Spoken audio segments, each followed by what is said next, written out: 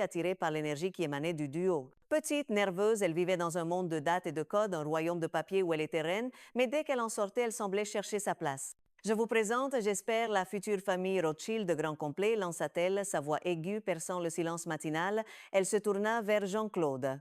Toi, je sais, c'est Las Vegas et un nouveau camping-car, évidemment. Le mot camping-car fit briller quelque chose dans les yeux de Jean-Claude. Ce n'était pas qu'un simple véhicule, c'était la promesse d'une évasion.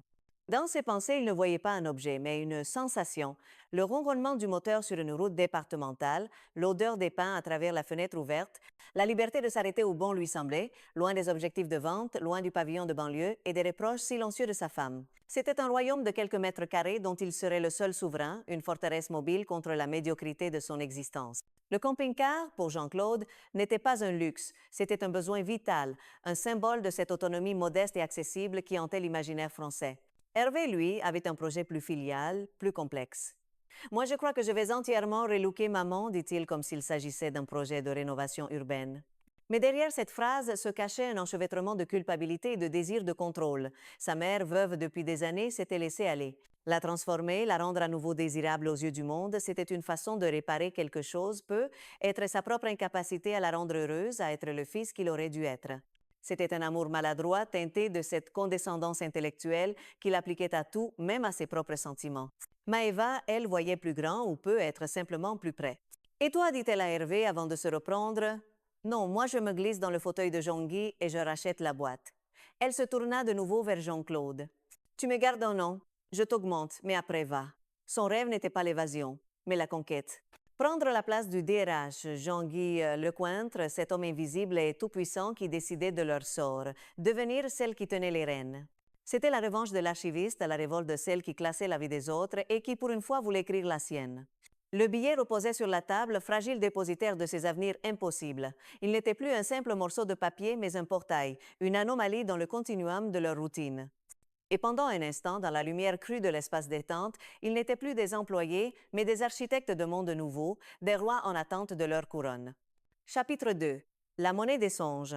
La conversation s'envenima lorsque la réalité, ou du moins son ombre, commença à s'insinuer dans la fantaisie. Jean-Claude, qui avait déjà agi comme si la fortune était acquise, se sentit soudain assailli par le doute. « Mais qu'est-ce que je devrais dire, moi » gémit-il. « J'ai déjà versé un acompte pour la clinique pour la liposuction de ma mère. » Cette confession lâchée dans un souffle de panique révéla la profondeur de son désespoir. Il avait tenté de matérialiser le rêve, de le rendre irréversible par un acte financier. Mais cet acte même était teinté de l'incertitude de l'époque. Nous étions au début des années 2000, une période de transition où les repères familiers s'effaçaient.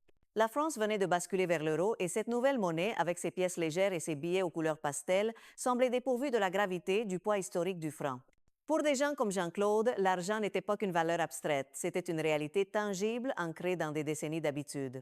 1 million d'euros, le chiffre flottait dans l'air, immense et irréel. Instinctivement, dans sa tête, Jean-Claude le convertissait. 6 559 570 francs, voilà qui parlait. Ça, c'était une fortune. Des liasses de billets de 500 francs avec le visage de Pascal, des sommes qui pouvaient remplir une mallette. L'euro, lui, semblait appartenir à un autre monde, un monde de technocrates et de banquiers, un monde qui n'était pas le sien. Cette confusion monétaire alimentait une anxiété plus large. Le sentiment diffus que les prix avaient augmenté, que le pouvoir d'achat s'était érodé et que quelque chose de précieux avait été perdu dans la conversion, bien au-delà de la simple arithmétique. La liposuction de sa mère, payée en euros, lui semblait à la fois extravagante et étrangement dévaluée. « Mais c'est toi qui nous embrouilles aussi !» rétorqua Maëva, exaspérée par son revirement. « Avec ton histoire de fausse couche, à 3, à 4, on ne sait plus. » Le terme fausse couche était brutal, mais juste. Jean-Claude avait fait naître un espoir, l'avait nourri puis l'avait laissé mourir par peur, par superstition. Il était revenu sur ses calculs, avait prétendu s'être trompé sur un numéro avant de se raviser à nouveau. Il jouait avec leurs nerfs, mais surtout avec les siens. Hervé, qui avait jusqu'alors observé la scène avec une distance amusée, sentit le besoin d'intervenir, de ramener le débat sur son terrain de prédilection, la supériorité morale et intellectuelle. C'est une question de mauvaise foi, asséna-t-il avec le ton d'un procureur.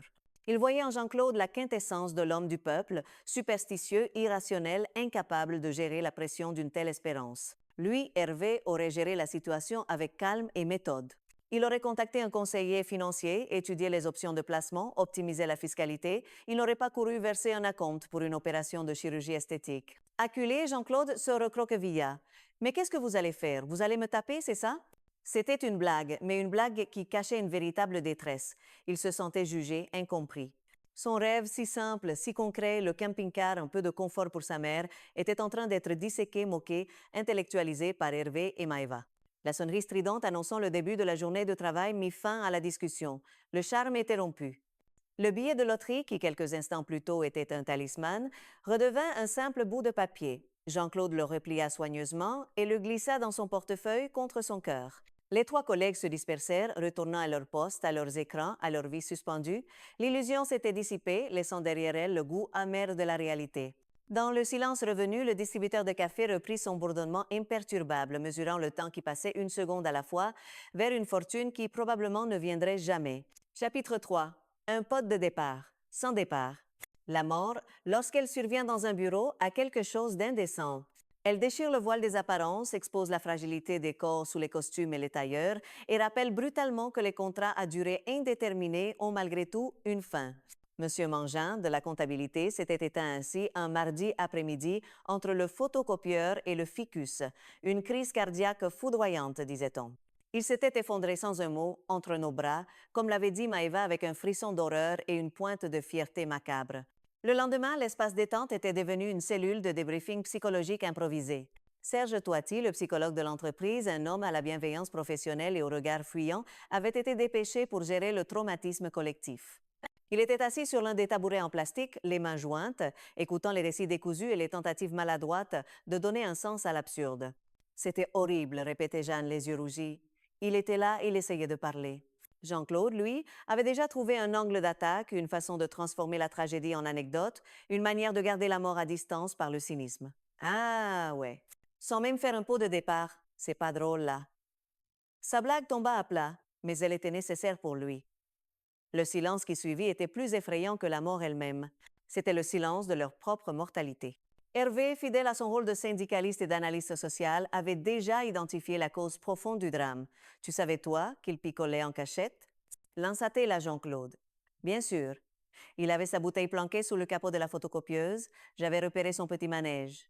Pour Hervé, la mort de Mangjin n'était pas un événement fortuit, mais la conclusion logique d'une vie de dissimulation, d'un mal être noyé dans l'alcool. C'était un dossier classé, mais ce qui intéressait vraiment Jean-Claude, c'était l'aspect pratique de la chose. Ouais, mais enfin, bon, n'empêche que moi, je m'y étais habituée, moi, ma petite picole en loose day, là, il va falloir. La mort de Manga n'était pas la perte d'un collègue, mais la perte d'un accès privilégié à une source d'alcool. C'était une pensée monstrueuse d'égoïsme, mais elle était, dans ce contexte, d'une honnêteté désarmante. Le bureau était un écosystème où chacun survivait comme il pouvait, en exploitant les failles des autres. Serge, le psychologue, tenta de reprendre la main. « Allons, allons, il faut positiver maintenant. Être-t-il très heureux là où il est? » Cette tentative de réconfort ouvrit la porte à une analyse post-mortem cruelle et révélatrice. Mangjin, réalisèrent-ils soudain, était un homme du passé, un dinosaure de l'ère pré, numérique. Il était un petit peu dépassé, concéda Maëva. L'informatique, Internet, le Minitel, un jour, il est venu avec un boulier. Sa vie, vue depuis la machine à café, semblait une longue glissade vers l'obsolescence. Il était devenu un poids pour l'entreprise, un rouage grippé dans la grande mécanique de la productivité. Sa mort dans cette perspective devenait presque un service rendu, une optimisation des ressources humaines. La culture d'entreprise, au début des années 2000, était déjà marquée par cette tension entre les anciennes et les nouvelles générations, entre la loyauté à vie et la flexibilité exigée par un monde en mutation. De toute façon, il n'avait plus d'avenir ici, conclut Hervé. Qui sait, être que là-haut, il a embrassé une nouvelle carrière, chef comptable au paradis. La phrase ironique toucha une corde sensible chez Maëva. Ah oui, ça lui ferait tellement plaisir, lui qui rêvait de le devenir ici. Soudain, Mangjin n'était plus le vieil alcoolique dépassé, mais un homme avec des ambitions déçues, un miroir de ses propres frustrations. La discussion dériva ensuite sur sa vie personnelle, sur sa femme qui le tenait par les bretelles, sur son incapacité à sortir boire un verre avec ses collègues. Il reconstruisait sa vie à partir de bribes, de rumeurs, de clichés, le transformant en un personnage de leur propre fiction. Et dans cette fiction, sa mort au bureau devenait un acte de libération ultime. C'est être pour ça qu'il n'est pas mort chez lui, suggéra Jean-Claude avec une lueur de génie. Sinon, sa femme, elle ne l'aurait jamais laissé partir. La séance de thérapie de groupe improvisée se termina comme elle avait commencé, dans une cacophonie de sentiments contradictoires. Ils avaient ri, ils avaient jugé, ils s'étaient apitoyés. Ils avaient surtout parlé d'eux-mêmes à travers le fantôme de Manguine. Serge, le psychologue, les regardait, impuissant. Il était venu pour panser les plaies, mais il avait assisté à un festin cannibale.